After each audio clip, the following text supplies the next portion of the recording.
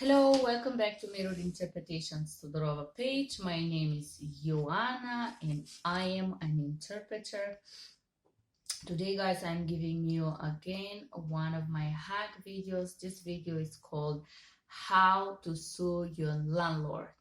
So this is video number 1. In this video, we're going to talk about how to act before you move into the property, when you move in, and during the stay, in order to be ready to sue your landlord in case this happened to be necessary. All right, so I'm creating this video because when I moved to Denver 3.5 years ago, I had very bad experience with landlords, and I wish I knew this information in advance. So I hope this video can be useful for you guys. Okay, so here we're gonna talk about moving during the stay in the property, and I'm gonna create a video number 2, how actually the suing process work, how exactly you can do that. And I hope this video is useful for you. I know, guys, for a lot of you that you're not native in America, you are scared to go to court. People are afraid of court. People have this bad idea about court. That was me included. But my anger toward my landlords was bigger than my fear of court. So I went through and I'm not regretting it. I take my money back and I am happy I gave it a try. So I hope this video is useful for you. Okay, number 1 challenge that I had when I moved to Denver, especially because I am a person that have an accent. It's obvious that I'm not native speaker. It's obvious that I am not from here. So a lot of people, and I will tell you, the first year I moved 35 times. 35 times is a lot. I had landlords that tried to harass me sexually. I had landlords that would come to my room anytime at the night. It was terrible. It was a nightmare. So I hope this video, guys, save you from this nightmare and you could feel safe, because America is a safe place. I am happy and thankful to be here in this country. I hope you guys feel the same safety and a comfort zone as I do feel today. So don't be afraid. This is a nice, safe place to be, but you gotta be ready to do what you gotta do. Okay, the number 1 thing, the landlords refuse to give me a contract. They say, I don't need a contract, whatever, why you need a contract? The contract is for you, guys. And after a few times I move out, I say to the landlord that this contract will be for him as well, in case I don't pay the rent, or I destroy the house, or I burn the house down, they can sue me.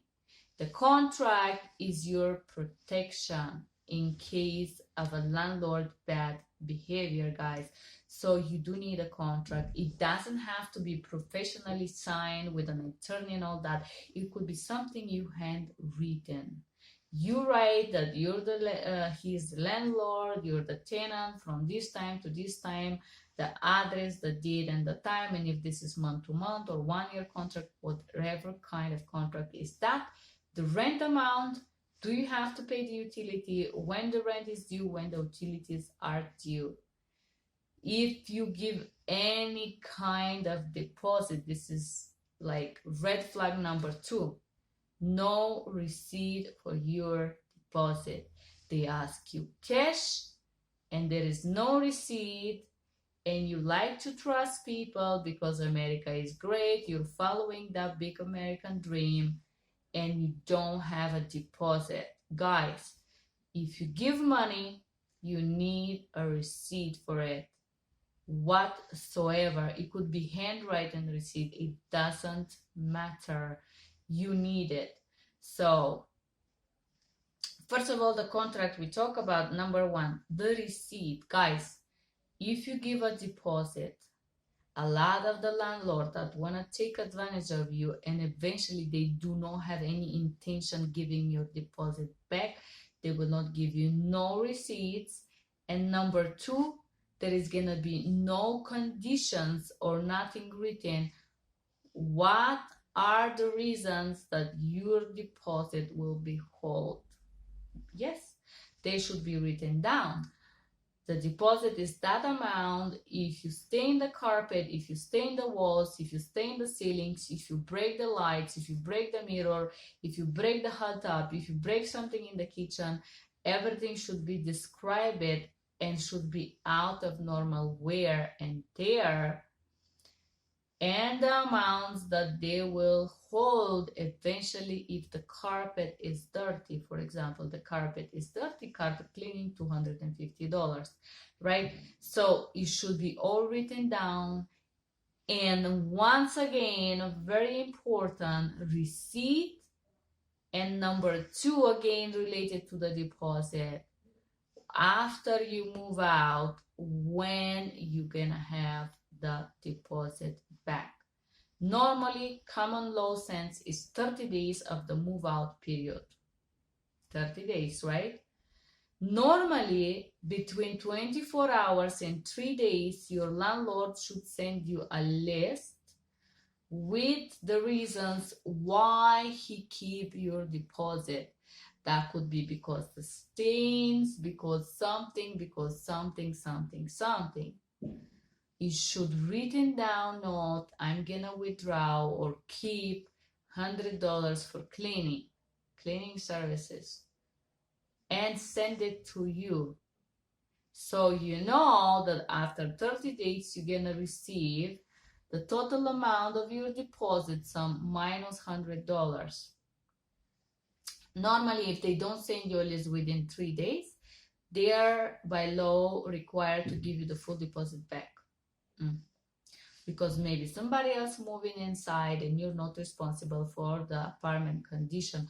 But it should be 24 hours of a move out. They should send you this list with the things that eventually were broke or not working or not functioning. But anyway, guys, make sure that when you give the deposit, they tell you what is the terms of the deposit refund. Some people take non-refundable deposit, cats, pets, I don't know, parking, whatever. Just make sure you know the conditions, right? Okay.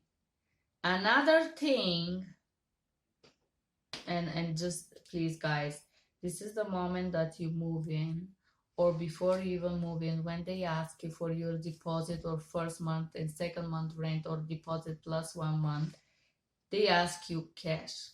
Guys, if you pay cash, you cannot prove that you paid. You can try to sue this person and go to court. This person can eventually kick you out within 24 hours. Take $1,000 or $2,000 of you and tell you, I don't know who is this person. You sue me. Who are you? I don't even know you. I never met you.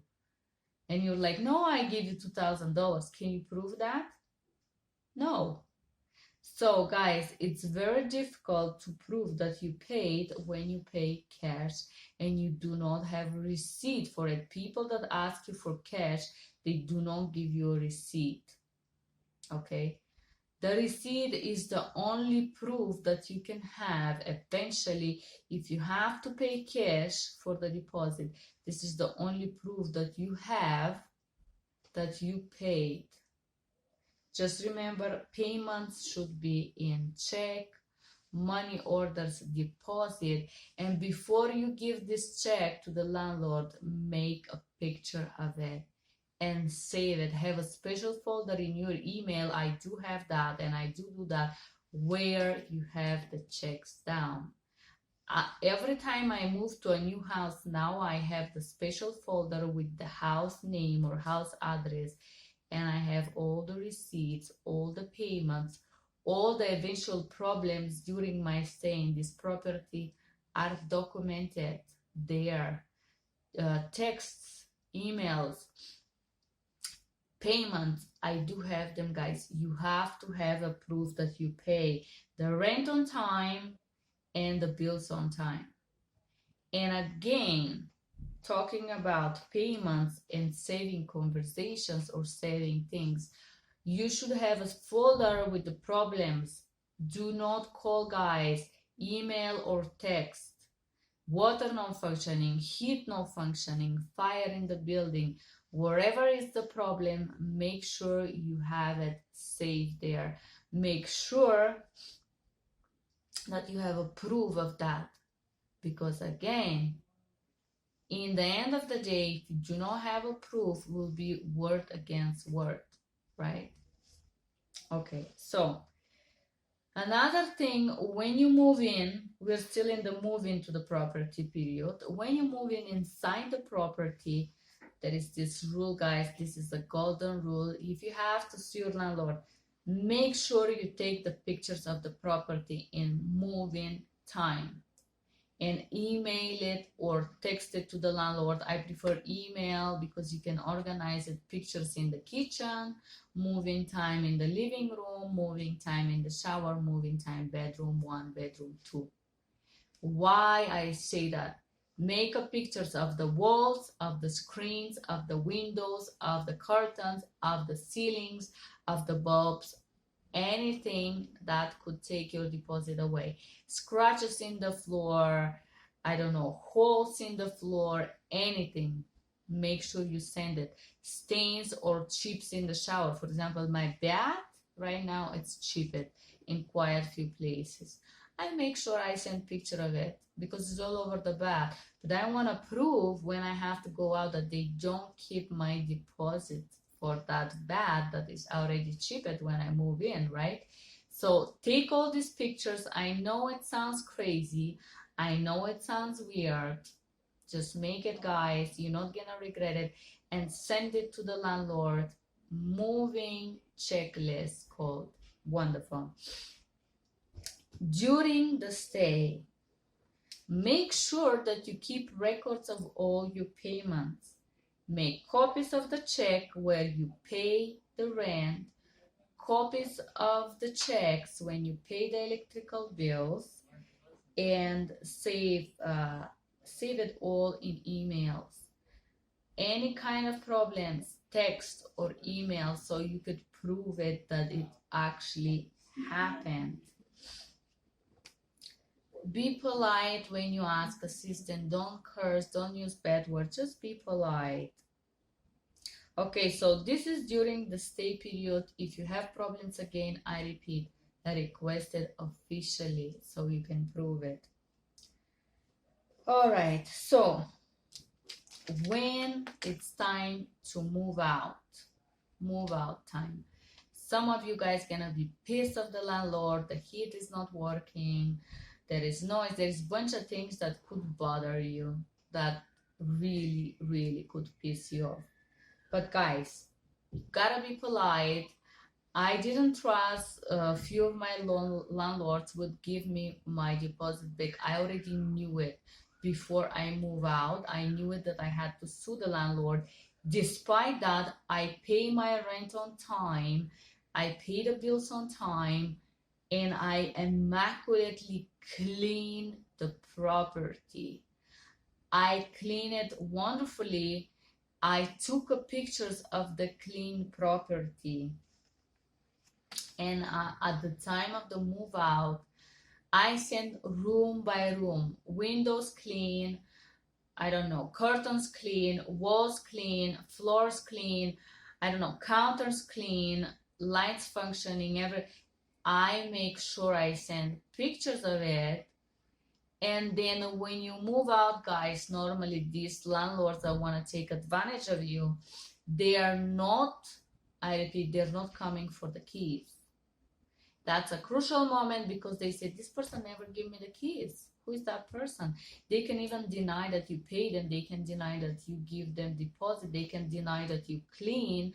They could say they had to spend $300 to clean after you because you were a terrible tenant. They could do a lot of things. They could tell that the lights were not working, that there was something wrong with this, and that. So make sure you make pictures and send it to them. And another thing, when you are done sending pictures room by room with the clean, great environment, leave the keys on the counter.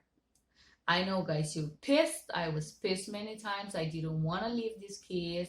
I leave them in the counters. I took a picture of it and I send it to the landlord saying I am out of the property, date and time.